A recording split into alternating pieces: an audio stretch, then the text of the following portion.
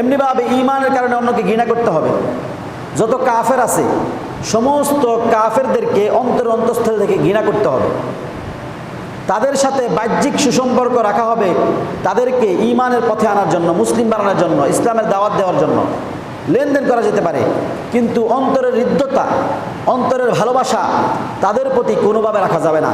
যারা কোনো কাফের প্রতি ভালোবাসা রাখলো তারা হলো সেই কাফেরদেরই অন্তর্ভুক্ত। ওয়া মান ইয়াতাওয়াল্লাহুম মিনকুম ফাইন্নাহু মিনহুম। যারা আল্লাহর দুশমনের সাথে বন্ধুত্ব রাখে, যত কাফের আছে তারা কি? তারা হলো আল্লাহ রাব্বুল আলামিনের দুশমন। কেন?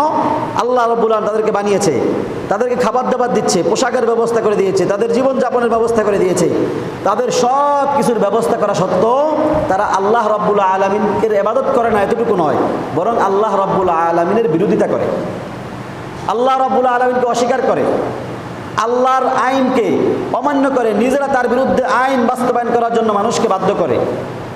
তাহলে আল্লাহর শত্রু, আল্লাহর দুশমন আপনার বাবার এক সন্তান মনে করেন, যাকে বাবা ছোটবেলা থেকে খাইয়ে পড়িয়ে অনেক বড় করেছে, এবং আরও মনে করেন এই সন্তান অসুস্থ হওয়ার কারণে তার পিছনে বাবার লক্ষ লক্ষ টাকা খরচ হয়েছে।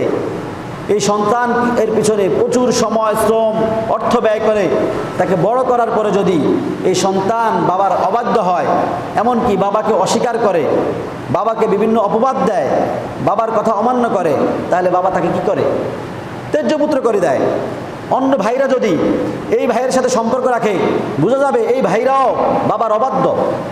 তো ঠিক তেমনিভাবে আল্লাহর বানানো যেই বান্দা, আল্লাহর দেওয়া নেয়ামত, আল্লাহর দেওয়া জীবন থাকা সত্ত্বেও আল্লাহর নাফরমানি করতেছে, সে তো আল্লাহর দুশমন।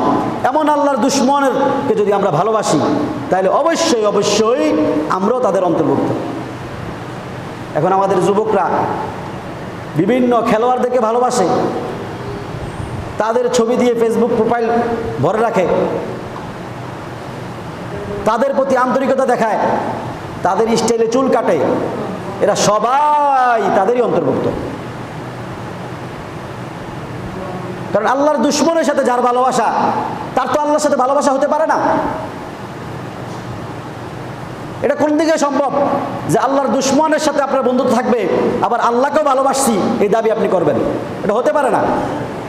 বিভিন্ন হলিউড বলিউডের নায়কদেরকে ভালোবাসে, তাদের প্রতি আন্তরিকতা দেখায়, এদের প্রতি ভালোবাসা থাকবে, আবার আল্লাহর প্রতি ভালোবাসা, দুইটা কশ্চিন কালো এক হতে পারে না। এই জন্যে যদি ইমানদার হইতে হয়, ইমানের মজা অনুভব করতে হয়, ইবাদতের মজা অনুভব করতে হয়, তাহলে আল্লাহর জন্যে সকল মুসলমানকে ভালোবাসতে হবে। কোনো মুসলমানকে, ইমানদারকে ঘৃণা করা যাবে না। যে ইমানদার, ইমান তার মধ্যে আছে, তাকে ভালোবাসতে হবে।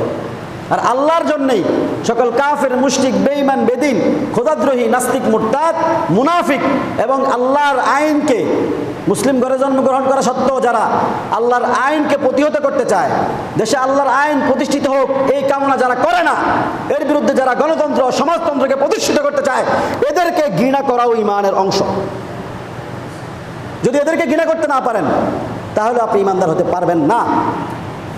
বলে স্বার্থের জন্য, পারিবারিক কারণে, আত্মীয়তার কারণে, ভালোবাসার কারণে এমন সেকুলার, ক্ষুধাদ্রোহী কোনো দলের অন্তর্ভুক্ত হলেন, তাদের সাথে হৃদ্যতা রাখলেন, ভালোবাসা রাখলেন, তাহলেও আপনি আল্লাহর শত্রুর সাথে বন্ধুত্ব করার কারণে নিজে আল্লাহর শত্রুতে রূপান্তরিত হয়েছেন। আল্লাহ শত্রু হয়ে আবার ইবাদতের মজা পাওয়া যাবে? দুনিয়াতে সুখ শান্তি পাওয়া সম্ভব?